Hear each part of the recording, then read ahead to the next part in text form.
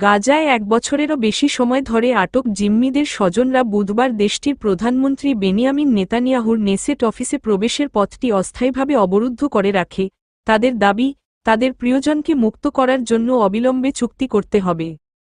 Netanyahu এবং তার সরকার লেবাননে হিজবুল্লাহর সঙ্গে যুদ্ধবিরতি অনুমোদন করার একদিন পরে এই বিক্ষোভ দেখা গেল। বুধবার ২৮শে নভেম্বর এক প্রতিবেদনে এ খবর দিয়েছে টাইমস অব ইসরায়েল।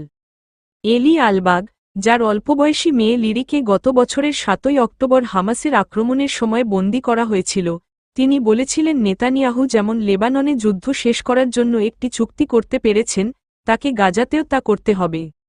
লেবাননে যুদ্ধবিরতি চুক্তির পর এবার আন্তর্জাতিক মহলে চোখ ফিলিস্তিনের গাজার দিকে। হামাসের হাত থেকে জিম্মি মুক্ত করতে বেনিয়ামিন নেতানিয়াহু প্রশাসনের ওপর চাপ রয়েছে ইসরায়েলের অভ্যন্তরে। নেতানিয়াহুর উদ্দেশ্যে আলবাগ আরও বলেন, আপনি যদি চান, আপনি পারেন, অনুগ্রহ করে এটি বাস্তবায়ন করব। আমরা আমাদের হৃদয়ের গভীর জায়গা থেকে আপনার কাছে ভিক্ষা করছি।